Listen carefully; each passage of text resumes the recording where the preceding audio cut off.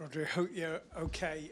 Just on a personal level, it's only kind of a matter of months since you won the Euros with Spain, a year after winning the Champions League with Man City scoring the winning goal. You've been nominated for Ballon d'Or, but you are regarded as one of the favourites. You're not a striker in the way that most of the winners are. What does that make you feel about how you played, and do you hope to win, I suppose?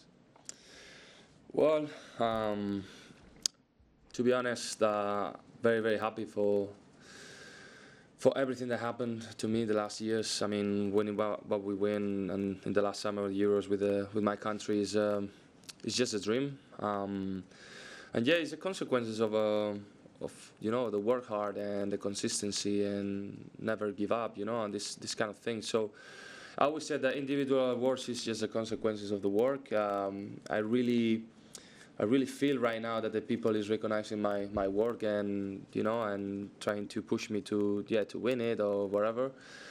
It's not something I think, to be honest. Yeah, it would be a dream, of course, because I never thought I could arrive to this stage, to this moment.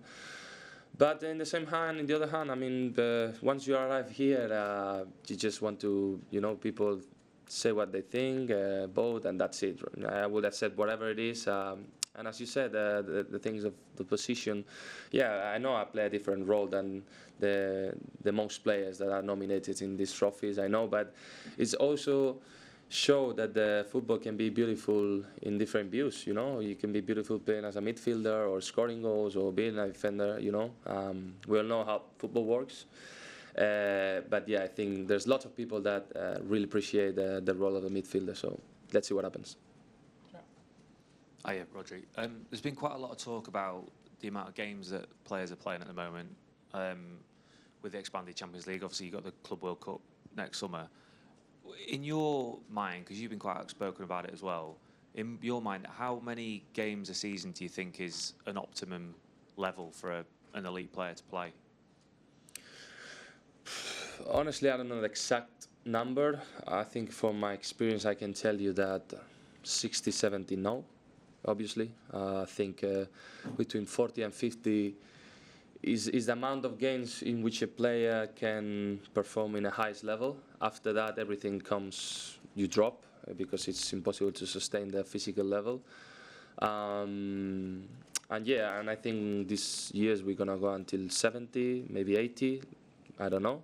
Depends on how far you go into competitions. In my humble opinion, I think it's too much. I think we have to take care of ourselves. Someone has to take care of ourselves, because we are the main characters of this, let's say, sport or business, whatever you want to call it. And yeah, I think not everything is money or marketing. It's also the quality of the show. So in my opinion, when I'm when I'm not tired, I perform better. And if the people want to see a better football, we need to rest. Just something to put in there, but yeah, that's what I think.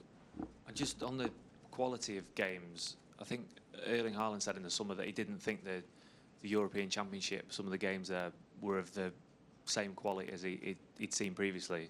Do you think that is sort of true of every competition at the moment, that the quality of football is probably not as high as we've seen? Yeah, I mean, I think in the beginning of the season, it might yes, but now because you end a season very, very close to another one, maybe you start not in the best shape as possible. So yeah, I agree with you. When the amount of games start getting bigger, the performing and the quality of the games are lower. So let's see what football goes. In my opinion, I would prefer to have less and better quality, better show for the people. Rodri, good to see you. How do you assess City's mental strength at the moment? Because to do what they've done in recent seasons requires a lot of factors, but the mental side of things seems to be a big factor. How would you assess the mental strength of your teammates at the moment? Yeah, I agree because there's a lot of tiredness, there's a lot of, as we said, long seasons, and you have to start again. So most of these situations you kind of cover with a mental strength, trying to be strong, trying to get the machine again rolling by winning or by performing well. I think the start of the season was great for us because the early you got into this, into this run, the easiest to continue in the season. So, yeah, I think that's the key, trying to be as fit as possible and try to make the, as you say, the focus and the mental health be strong in these moments and followed by the season. Keep it to one each, guys, so we can get through as many as we can. Martin? Hi, Rodri. Pep said just now, he said he's only just watched the final against Inter for the first time yesterday.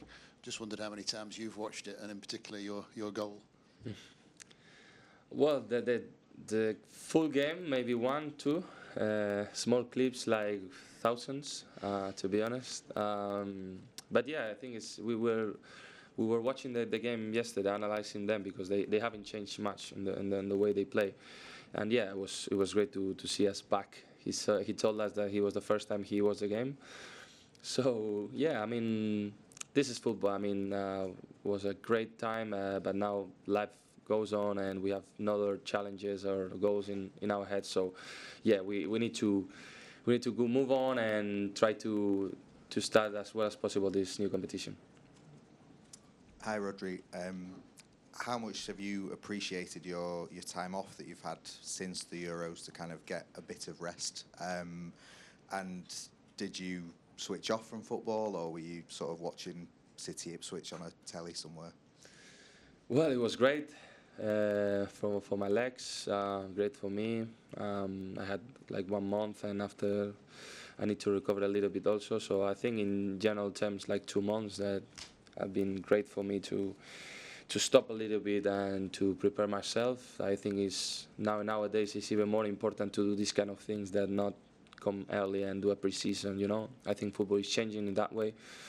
But yeah, it helps me a lot to stop. I don't watch much football. Of course, when they start the pre-season, I watch them, but try to disconnect. And as your partner was saying, I mean, the mental health in that sense is important to, refresh and move on. Hey, Rodri, just going back to the schedule again. You said a minute ago that someone's got to take care of us, take care of the players. Do you think it will get to a point where, after playing so many games or being asked to play so many games, that the players will say, I don't want to be part of this, and they'll actually end up like going on strike or not refusing to play in such a big kind of calendar? Yeah, I think we're close to that. I mean, because it's easy to understand. I mean, if we're asking something, and I think it's something general, I think you ask any player, he will say the same. It's not like the opinion of Rodri or whatever. No, I think it's a general opinion of the players. And if it keeps this way, it will be a moment that we have no other option. I really think, but let's see. I don't know. I don't know what's going to happen, but it's something that worries us because we are the guys that suffer. So yeah. Hi, Rodri. The latest news is that you've been offered a contract from City. So I was just wondering if you could give us some insights into your thoughts on your future and how you see your career going in the next 2, 3, 4 years.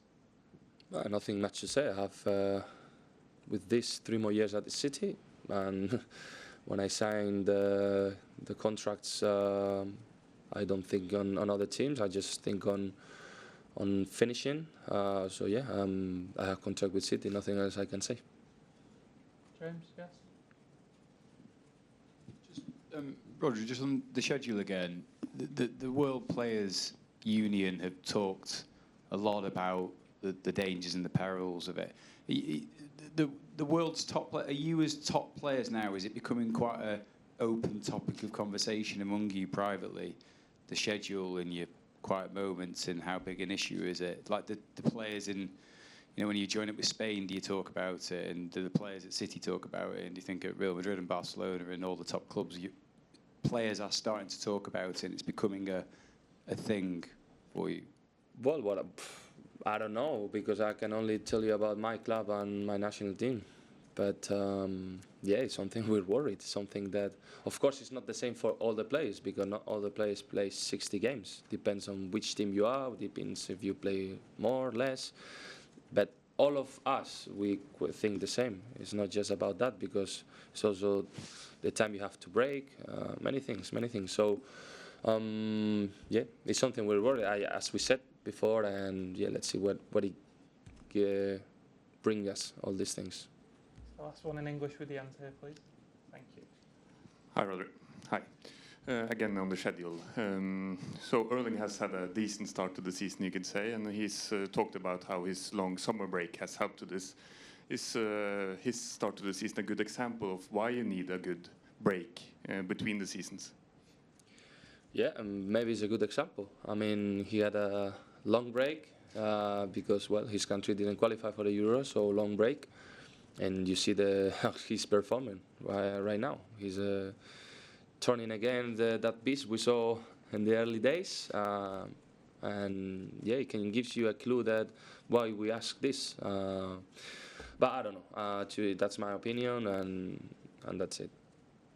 Can we take some questions in Italian? The headset there, if you need it, Rodri. Yeah. Yeah, you got it.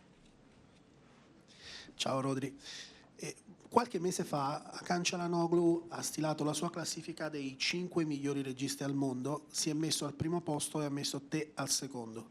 Io volevo sapere la tua classifica dei migliori registi al mondo. It doesn't work, yeah. No? Try this one.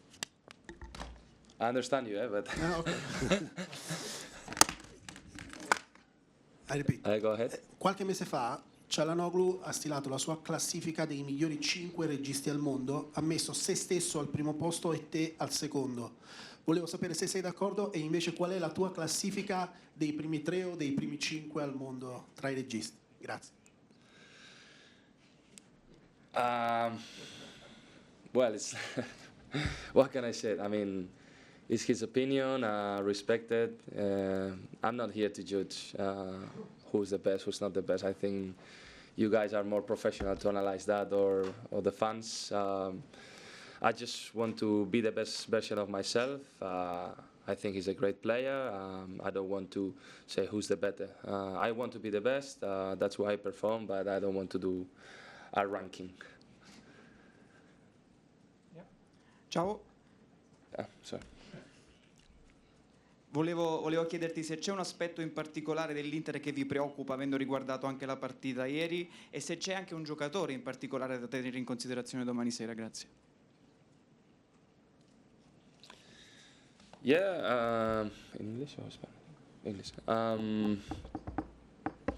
Yeah, we watch the game, but I don't need to watch them to know how they play, because many times showing them, I know exactly the players and how they perform, but I don't know. I think they have many key players. I think they defend very well. Their transitions, they're very good. Very solid team. They know exactly what to do when they have the ball. For me, that's the most important thing. Of course, they have big starts like Lautaro, or different players, that important players in the midfield, and well, I don't know, Barella, Calhanoglu, many of those.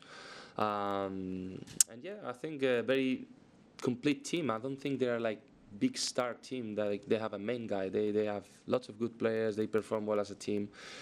They're tough to beat. So I think we will need our best performance to beat them tomorrow. Work collectively as a team. We know that it's gonna be like knocking a wall because we know how Italian teams defend. So we have to do our best offensively. Last one here, please. Hi, Rodri.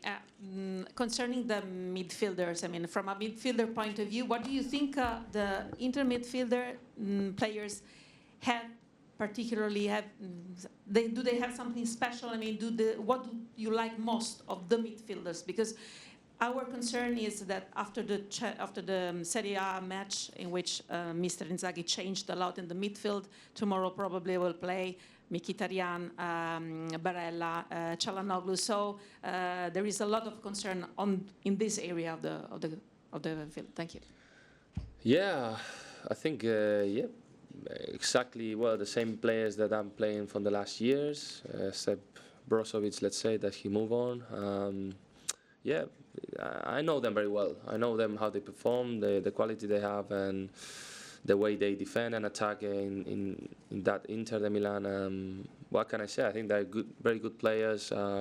We have to.